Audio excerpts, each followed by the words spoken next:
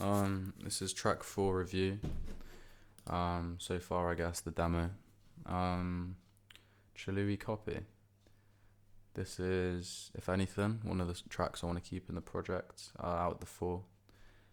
Even if it means, relaying it out, putting this at the start, putting hello in the middle as some kind of bridge, and then putting RVE Possible at the end. But I'm quite fond of this track.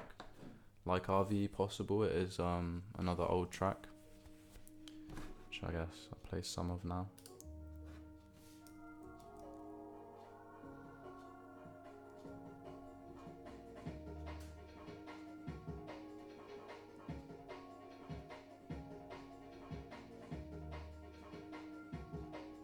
So yeah, it's not mixed the best, if I'm honest, but definitely something to be worked on, and definitely something me and Jack can work on. So yeah, this one is a bit of a departure from the rest of the tracks. 119 BPM.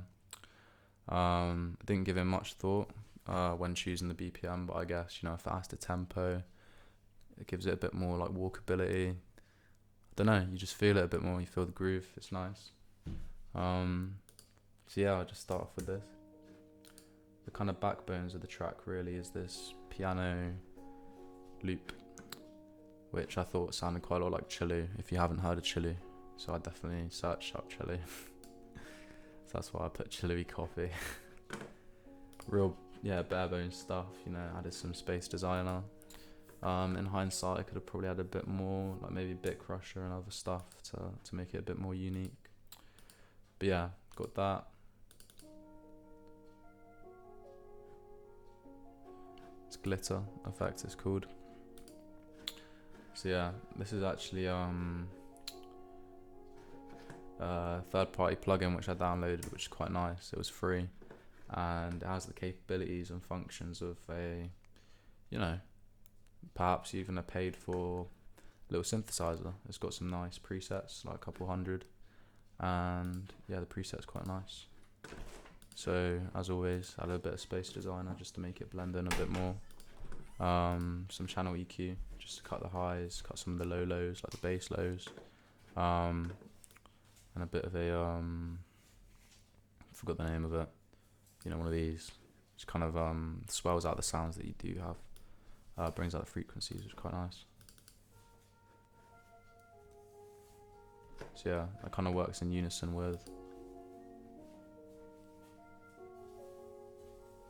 So yeah, I think I purposefully added the hits on not the first hit of the note, but the second hit of the note. Keyed it all in, and then quantized it just to make sure it's all kind of sitting correctly with the piano hits. Yeah, drum break.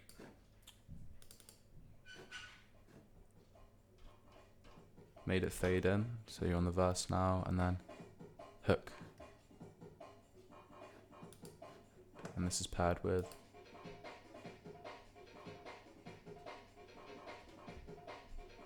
So yeah, I think they both sit together quite nicely. I think quite a lot of mixing work to be done just to make the sound a bit less top heavy. Adding a bit more of the bass notes. Which I have kind of done with this kick.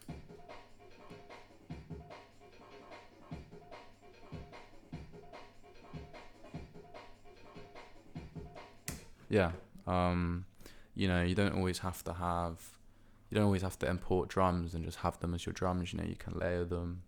You can add different elements from different drum breaks. Even you could take a kick out of a break.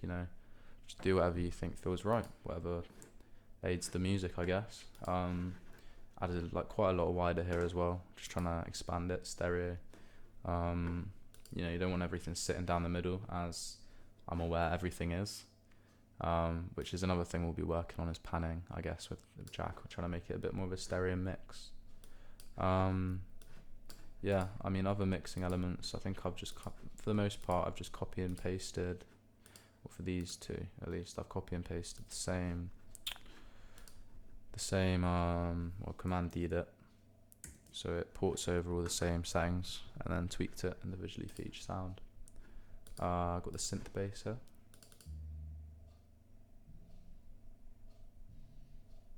Yeah.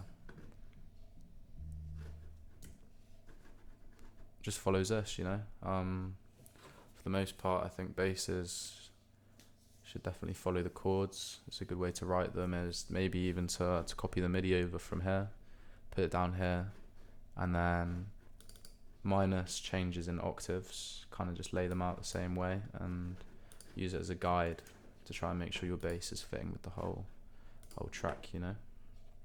I think the last bit I'll probably go through is these vocals.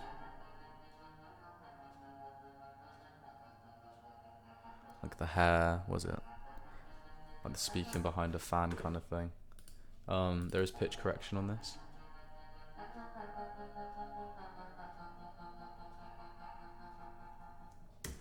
Because, you know, I'm not the best singer, but it's fine. You know, I've got plugins. Whole signal chain here. Even bigger signal chain here. You know, I'll go from start to finish. You know, starting off with compressor. Trying to squash the vocals. You know, I found that doing an EQ first. So say I was to mix this now, I'd probably put the EQ there. But obviously I'm not sure how that would change the sound, so I'll leave it there.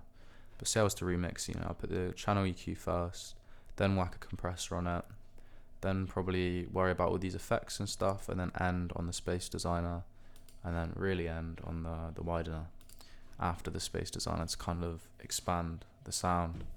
But as you can see, I've got a 1/8 tremolo there and a 1/4 tremolo there. Yeah, just messing about, seeing what fits really. Tape delay as well. Some flanger, which I think is quite important to the sound. You might not be able to hear it over the mic, but yeah, you can definitely hear the difference. Channel EQ, you know, kind of typical for a like a background synthy vocal.